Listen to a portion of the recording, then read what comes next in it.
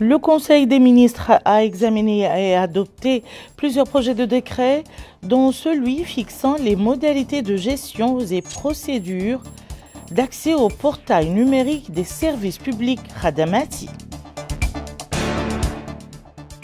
Notre pays organise une conférence internationale sur la santé mentale avec la participation d'experts nationaux et internationaux.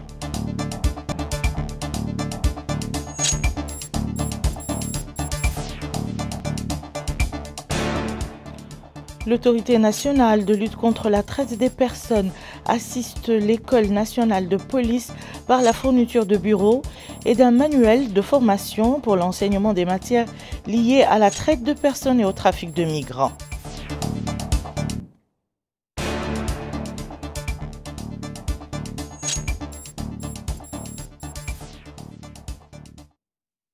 C'était les titres de cette édition. Madame, Monsieur, bonsoir. À la une, le Conseil des ministres s'est réuni ce mercredi 30 octobre 2024 sous la présidence de son Excellence, Monsieur Mohamed Ould Cheikh El Ghazouani, président de la République. Le Conseil a examiné et adopté les projets de décret suivants. Projet de décret portant nomination du président du conseil d'administration de l'École nationale d'administration, de journalisme et de magistrature. Projet de décret pour abrogeant et remplaçant le décret numéro 2024-103 du 26 juillet 2024, abrogeant et remplaçant le décret 2020-132 du 21 octobre 2020, déterminant les orientations et les priorités en matière d'accès universel aux services de communication électronique.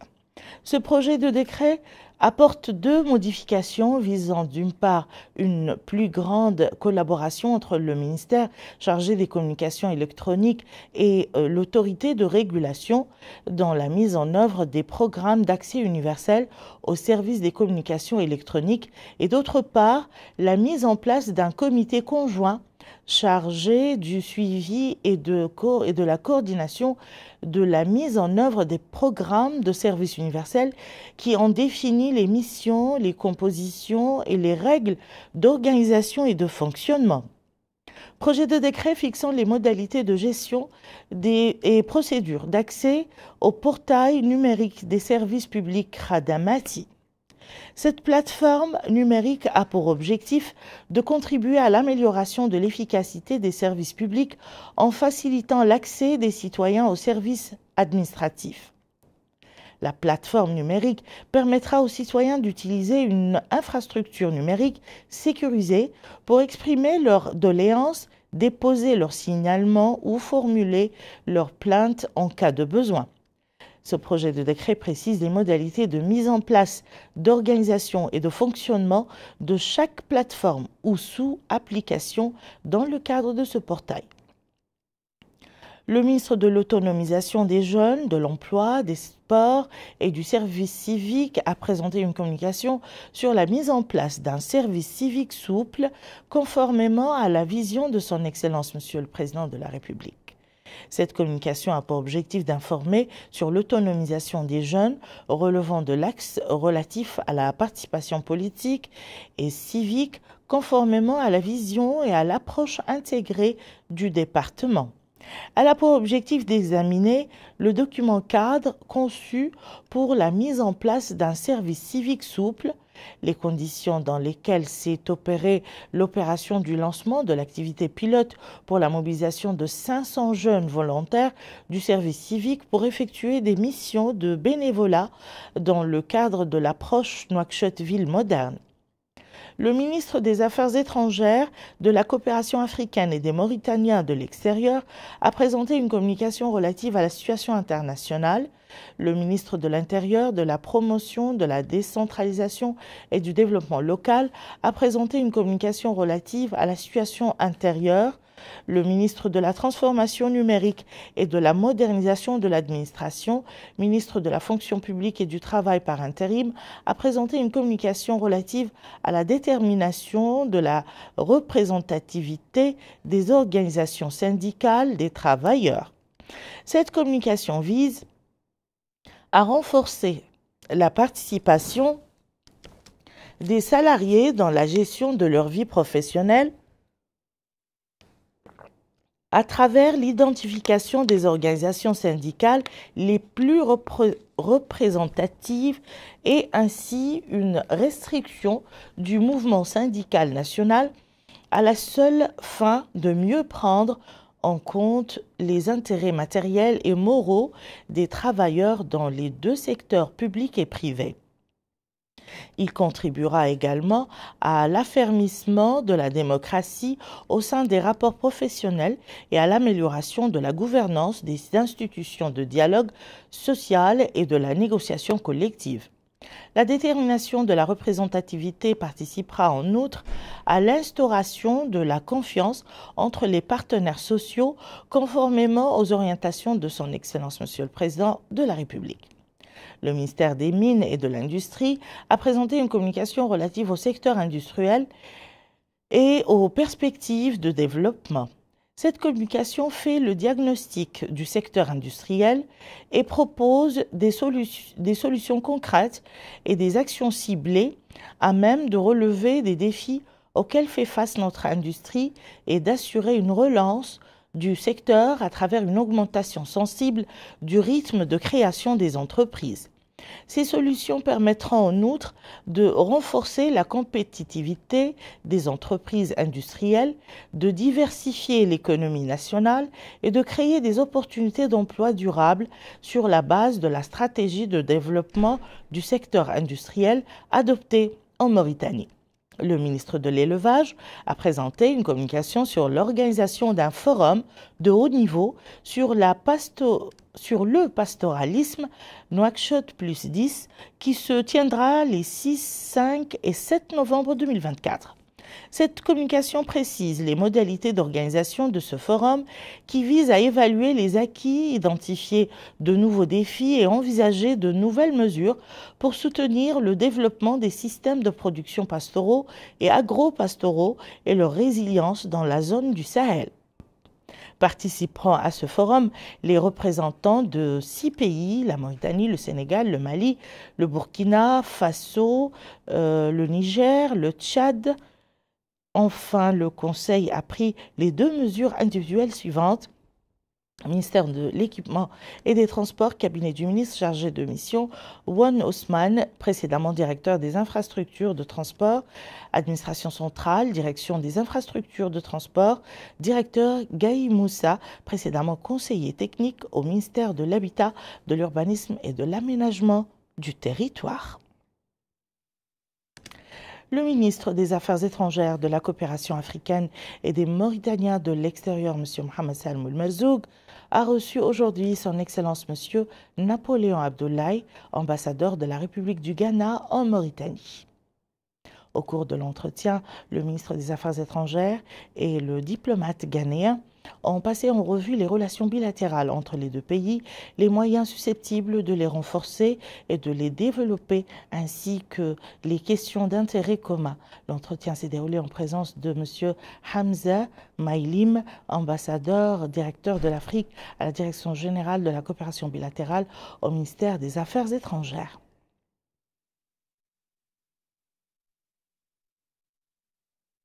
L'ambassade de la République de Turquie en Mauritanie a organisé hier soir à Nouakchott une réception à l'occasion de la célébration du 101e anniversaire de la fête nationale de la République de Turquie.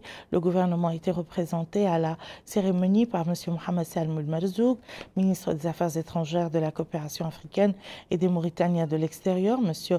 Mohamed Mahmoud Oullamat, conseiller à la présidence de la République, Mme Hendoum Tahinina, conseillère au Premier ministère chargée des affaires politiques. Et dans un discours prononcé à cette occasion, l'ambassadeur de la Turquie en Mauritanie, son Excellence M.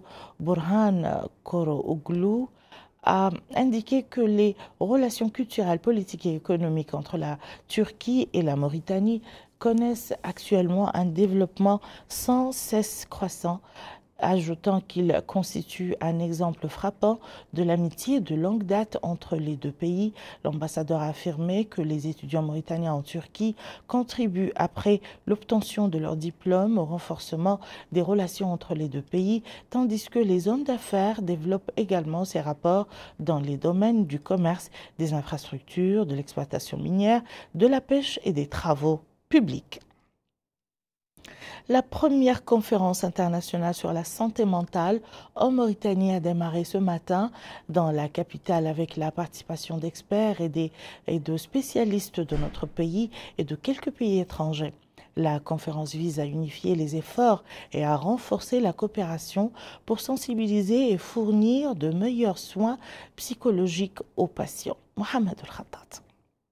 C'est une célébration par notre pays de la Journée mondiale de la santé mentale que le département de la santé a voulu organiser à travers une première journée scientifique à laquelle prennent part des invités de plusieurs pays, maghrébins, africains et occidentaux, organisé à Nouakchott par le programme national de la santé mentale, neurologique et toxicomanie relevant du ministère de la Santé.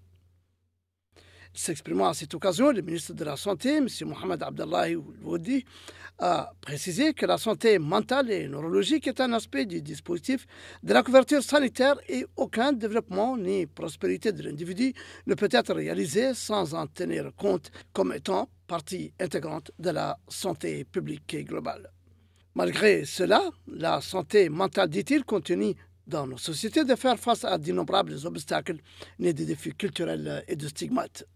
Il a souligné que la rencontre, tout en permettant de débattre de la question de la santé mentale et d'échanger les connaissances et les expériences, représente un engagement de tous pour intensifier la sensibilisation du public envers la santé mentale et contre la stigmatisation.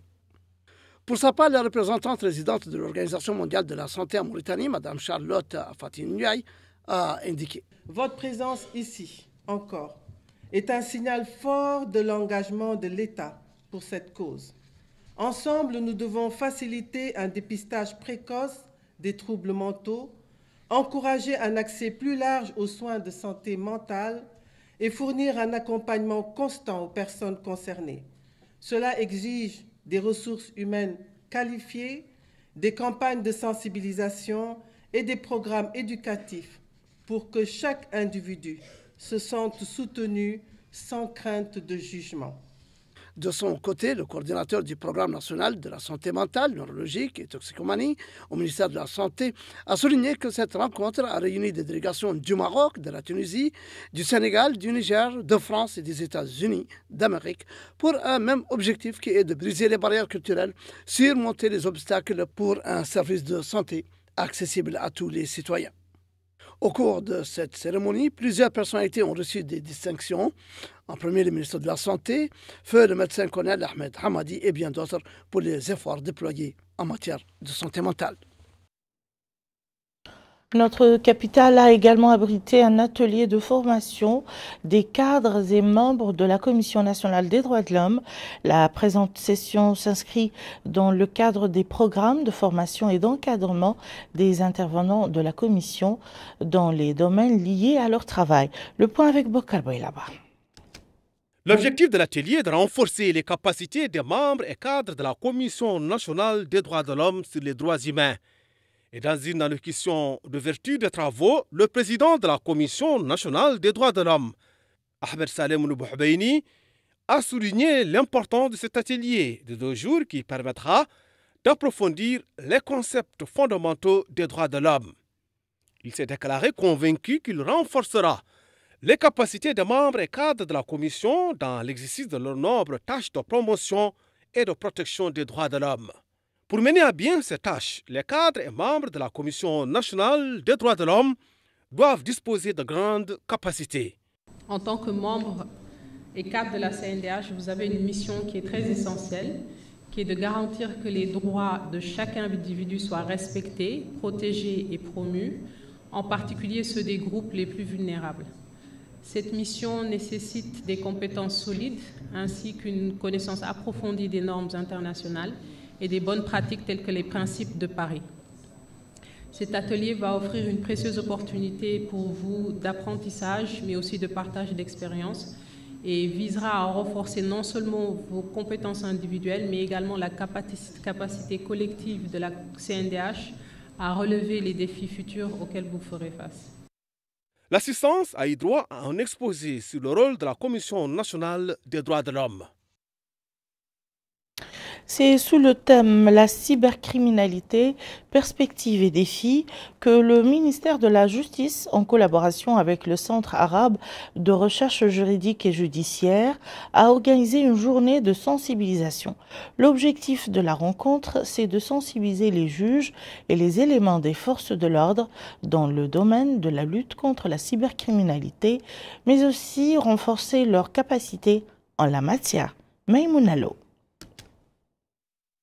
Cet atelier d'une journée vise à sensibiliser les juges et les éléments des forces de l'ordre dans le domaine de la lutte contre la cybercriminalité et à renforcer leurs capacités en la matière. Dans son allocution, le secrétaire général du ministère de la Justice, Mohamed Ould-Ahmed Aïda, a souligné que les technologies numériques et l'intelligence artificielle sont devenues une partie intégrante dans notre vie quotidienne, et que les dispositifs numériques ont pénétré tous les aspects de notre vie, nous offrant de nombreuses opportunités et permettant bien des avancées. Il a indiqué que la révolution numérique s'est accompagnée de nouveaux défis, notamment la propagation des cybercrimes qui ciblent les systèmes d'information et les dispositifs numériques.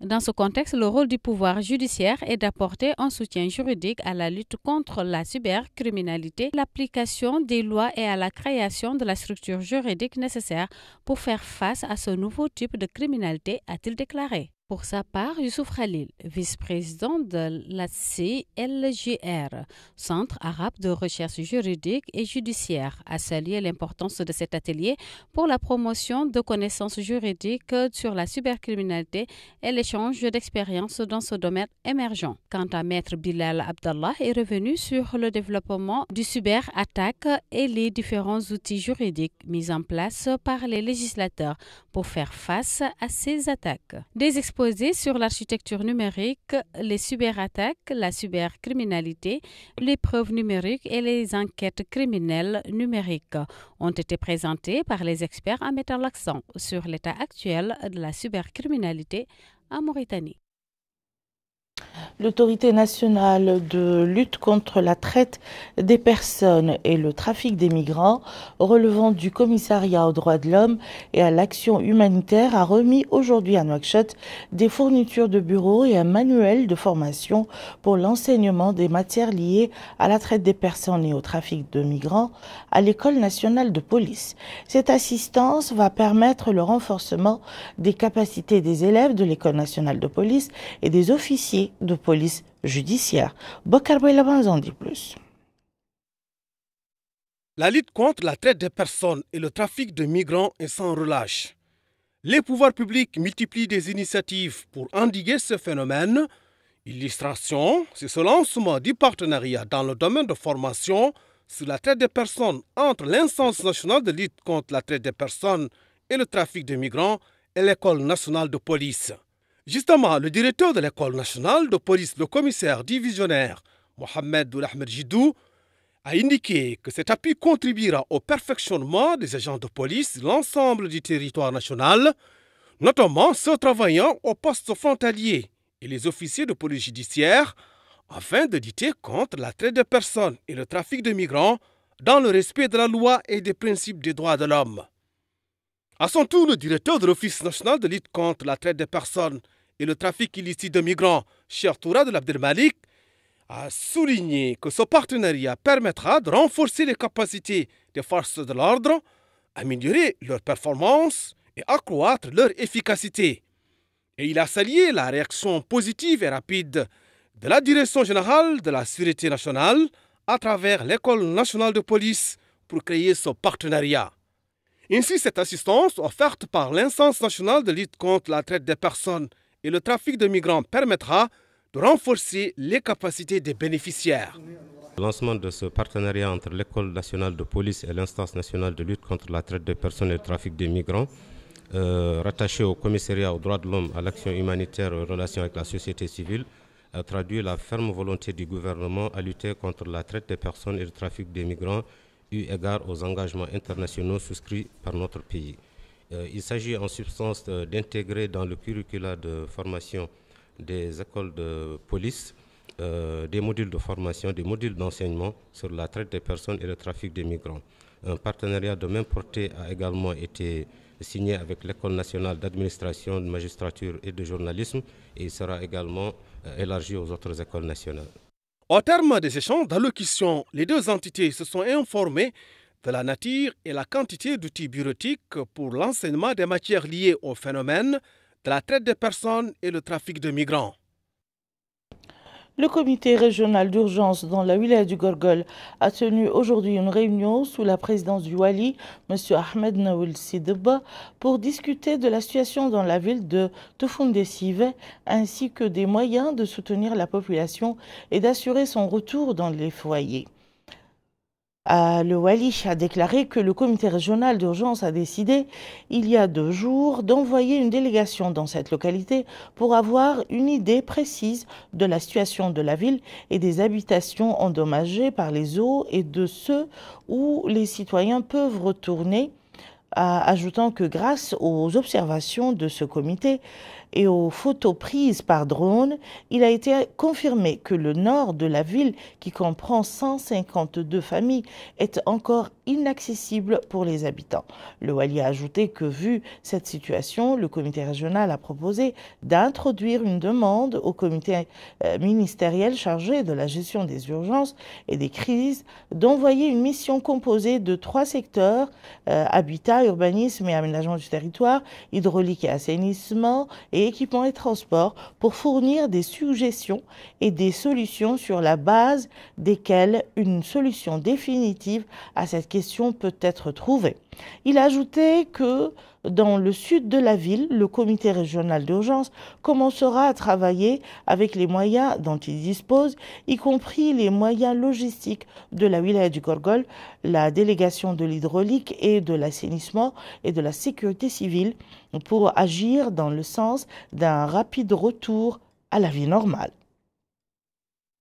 Des équipes techniques de la SONADER et du SNAT sont à pied d'œuvre pour désenclaver les routes qui mènent vers les périmètres agricoles, les Muqata'a de Rosso et de Tekan au Trarza. Découvrons ensemble dans ce reportage de Mohamed Khattat la nature des interventions. Il s'agit d'opérations de désenclavement des localités victimes de la crue du fleuve, de réparation de routes dans les zones inondées.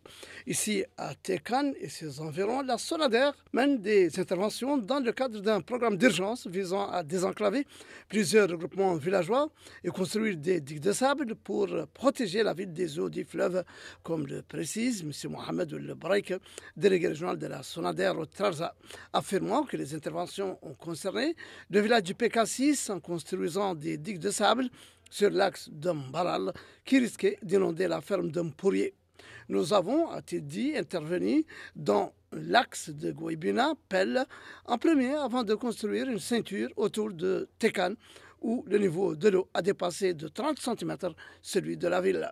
Cette ceinture désenclave plusieurs localités, notamment celle de Gaudel, qui donne sur l'entrée de Tekan et qui était enclavée depuis 2 semaines. Dans la ville de Rosso, la Société nationale des travaux d'aménagement, la SNAT, a construit de nouvelles routes pour rendre plus fluide la circulation entre les champs agricoles et les localités, comme l'indique Yacoub El Martour, chef service à la SNAT, qui déclare que lorsque la société a constaté que le niveau de l'eau du fleuve a commencé à s'augmenter, elle a mobilisé une vingtaine de machines pour différentes tâches, notamment des pelleteuses, des camions, des canoës, mis à la disposition des équipes dont certaines techniques. Tout cela, dit-il, pour accompagner les efforts des pouvoirs publics et les missions d'intervention confiées à la société ont été menées à bien, notamment le désenclavement de certaines localités et la protection de certaines villes, les routes de Taïba, Gouibina, la déviation de canalisation au niveau de Chéchia, Garak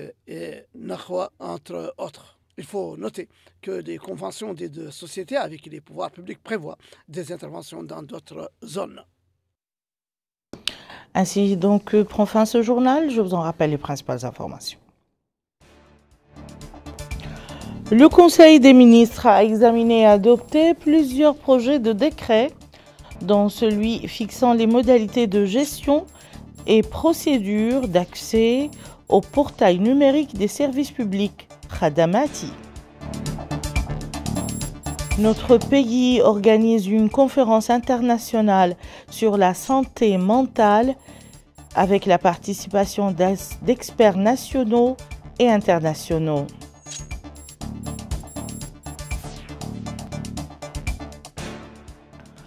L'Autorité nationale de lutte contre la traite des personnes assiste à l'École nationale de police par la fourniture de bureaux et d'un manuel de formation pour l'enseignement des matières liées à la traite des personnes et au trafic des migrants.